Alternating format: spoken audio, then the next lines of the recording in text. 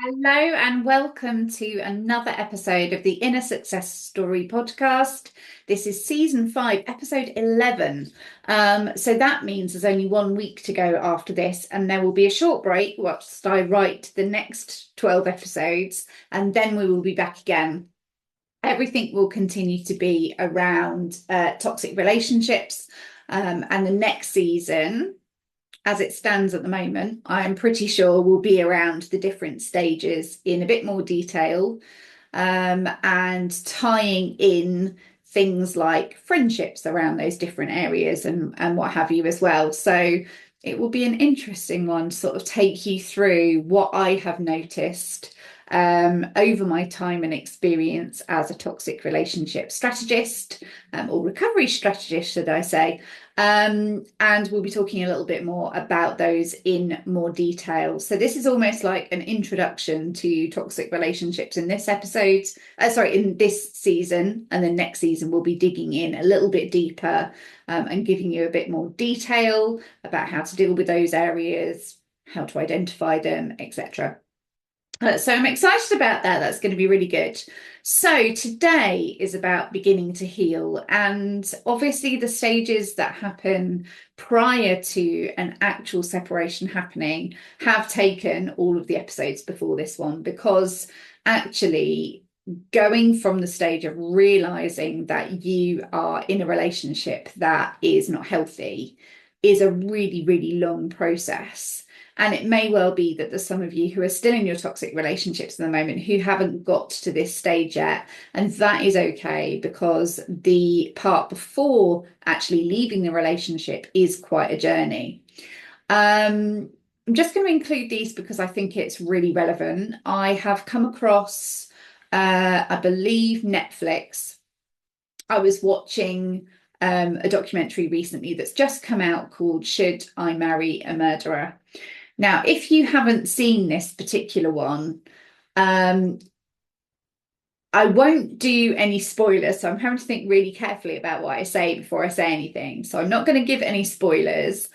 But one thing I will say is that a lot of work needs to be done around what happens when somebody gets into a very intense relationship, and the fact that actually what occurs when we have had previous toxic relationships and somebody comes to us who looks to be the antithesis of everything that we've experienced before. So we get this person who seems to be our savior and the answer to our prayers. And for some people, that could be true. For more people, it is a snapshot of what could be to come for you in the future. And for a lot of people, that person's actually quite dangerous. And this particular documentary takes you through 3 episodes and talks about the dangers of this very beguiling, yeah, that's right, isn't it? Beguiling kind of person and charismatic person who can really sweep us off our feet. And one of the things that is really clear is when something goes really fast and becomes really intense and really consuming, that is the danger point. And when we think that we've got somebody who is going to be that savior, it stops us from doing the work on ourselves. It stops us from focusing on that strong self-concept, and you lose yourself all over again. So this next section, which is beginning to heal, really, really requires you to not date. It really, really, really requires you to focus on yourself, because if I had £1 for every person who said, I didn't leave it long enough between relationships. And hey, just to be really transparent, I'm one of those. Like, I didn't leave enough time for healing and growth between leaving my toxic marriage and getting into a relationship where I ended up married again and now find myself separating in that situation again. We were together for a really, really long time, but this part, this next part for me, I've got to do it on my own for significantly longer. I thought I was fine, not really the case. The beginning to heal stage, it is hard, it is challenging, but you need to learn to have the strongest self-concept. And the problem that has happened for me is over time, I have gained my strength back, and we are no longer a fit as a result for that, because I've grown so much in the time that actually we've grown in different directions. So when you move to the stage where you're beginning to heal, that is when you are starting to feel settled in your own accommodation. So you're not living with anybody, you're not with your parents, you're not with friends, you are living on your own or with your children, whatever your home is going to be for the future. It's when you are there and when you are settling into it. And it's really jarring. You will have been used to a pattern of the relationship, both good and bad. You'll be used to sharing that space with somebody else. You'll be used to some not very pleasant things, like not feeling psychologically safe, feeling like you're treading on eggshells all the time, wondering which person you're going to get, etc. And even coming from that is going to be quite jarring. Even coming from a situation which is uncomfortable is going to be hard. I'm so sorry, I've got a frog in my throat and I really need to cough. So I am just going to mute for a second because I do this in one take. Hold on.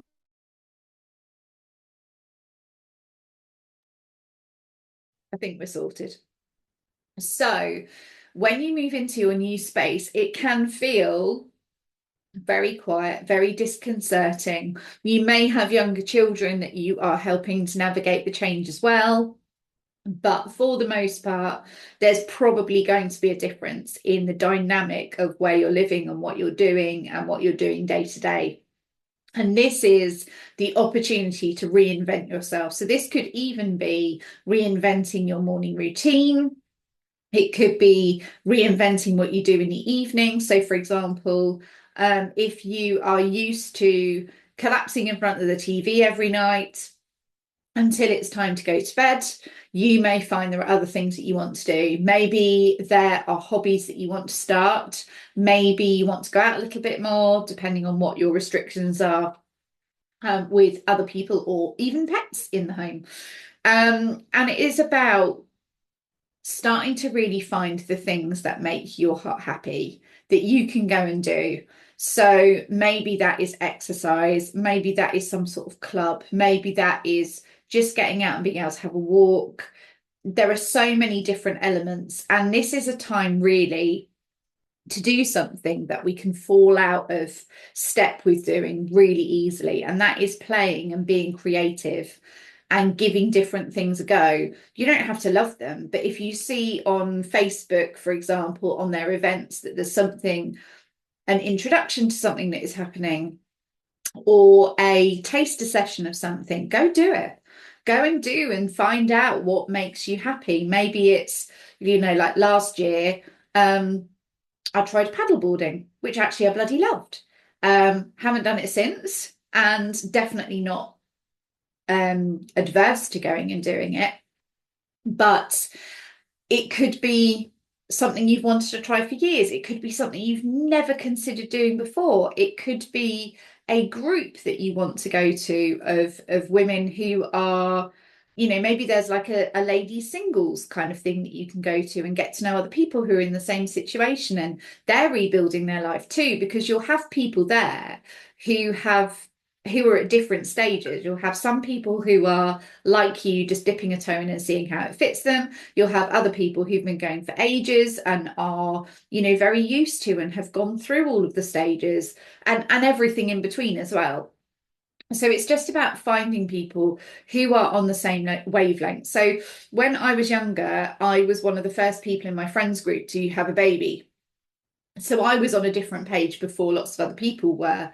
And it is really hard because when you have a child, you are so used to just talking about that, that anything else seems a bit odd. So some of my single friends or friends who hadn't had children yet found it like really difficult to identify with that part of me now. So, we didn't break friendships, but we took space for a little while until they then started having family and what have you. So it is really important that you've got people in your life who are at the same stage as you, who are doing the same things as you, who get the experience that you're going through. And what you will find is that the relationship that you're grieving, or the chance of what might have been that you are grieving, starts to lessen. And when somebody was talking about grief, I heard a really great analogy, which I think is really true in a relationship recovery, because you are still grieving something. That person might not have died, but that person, the chance of the relationship you could have had, or what that person had originally offered that stopped, or how you grew apart and what have you, there's still a sense of loss there. There's still a grieving that you go through. And people call it the grieving process, but I would say it's not necessarily a process that indicates a straight line. It's very squiggly, it's very backwards and forwards, it's very up and down. And it's not so much that if you imagine a ball in a box, so you've got a round ball bouncing around a square box. So whenever the ball hits the side of the box, you feel that grief, that pain, etc. And what happens is, it's not the ball that gets bigger or smaller as your grief changes. It's the box that changes. So you create a life around the thing that you were grieving. So it still exists and it's still there. And sometimes people are really taken by surprise, taken aback by the fact that suddenly they feel this innate grief again. And they're like, but I did the sadness thing and I thought I was over that. But it becomes part of your life, that you grow to accept that sometimes you will be incredibly sad. Sometimes out of nowhere you will feel angry. There are so many different emotions as part of that. And as the box gets bigger, as your life gets bigger and more things go into your life, then you will find that actually the ball bounces and touches the side a little bit less. But when it still reaches the side, it can still hurt and knock you off track in a way you didn't expect. And that is completely normal. So you are focusing on yourself, you're focusing on the things that make you happy, you're playing around with doing different things, seeing different people, getting yourself out there a little bit more, taking more walks, doing more hobbies. You are literally playing around with what works for you and what makes you happy, because that's what you're going to build your life around.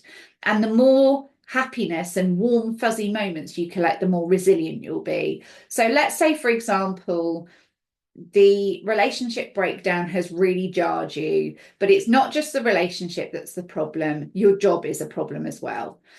But when you're first coming out of a relationship,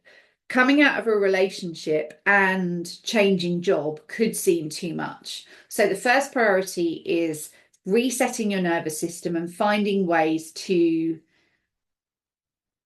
calm your nervous system on a regular basis. Then when you're on a more even keel, maybe then at that point you can look at, right, I also want to start a new job. But don't be tempted to put too much into the pot at the same time, because you will become exhausted, you will become jaded, you will struggle with overwhelm. All of those sorts of things are possibly going to come out. Now, you can, of course, want to do all of this in one fell swoop. Like, if you're going to be stressed, you might as well be proper stressed. But just be careful. Just watch your own limits and your own levels and learn where they're at, and work out whether you need to do your change in stages that look like steps like this, or whether actually you are able to kind of take that kind of trajectory without having to do it in stages. You will learn to know you the best. I would say you know you best, but actually at this stage, you probably don't. You probably need to build that self-confidence, concept much stronger, so that you know what you're able to cope with, etc. So the grief lessens the amount of time it bounces around. The happiness increases as you are finding things that just make your heart happy. And it can be anything. It can be making yourself a new recipe. It can be making a fabulous cup of coffee. It can be having the freedom to go out and go down to the beach when you want to. It can be seeing friends more. It can be anything from the tiniest little thing to the biggest thing. Maybe your partner was controlling and coercive, and so isolated you from people. So then you seeing people's going to be quite a big thing for you. There are definitely lots of different things, and all of you will have your own bespoke pathway to follow. But now is okay. Now is okay to find out what makes me happy. And then once you start to work that out and you're feeling a bit more settled, then you can look at finding direction.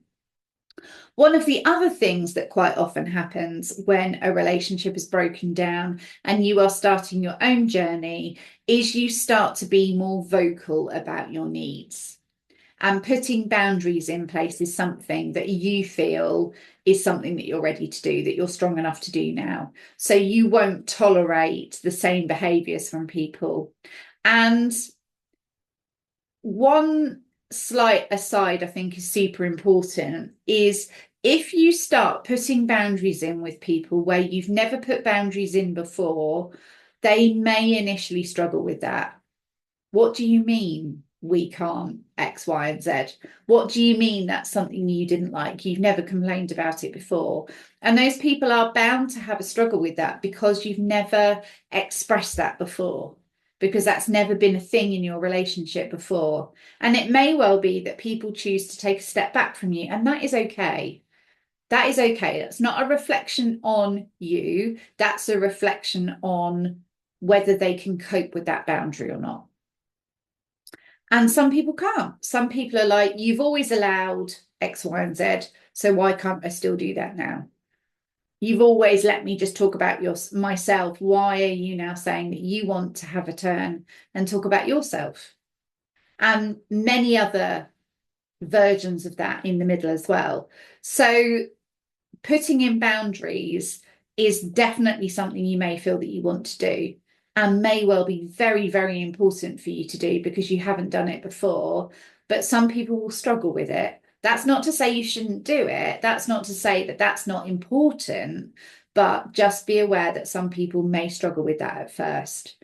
And it may well be that your relationship has to change slightly or shift slightly for it to be able to work. Some people you may choose to step away from. Some people may choose to step away from you. But it's just about the commonalities that you've got.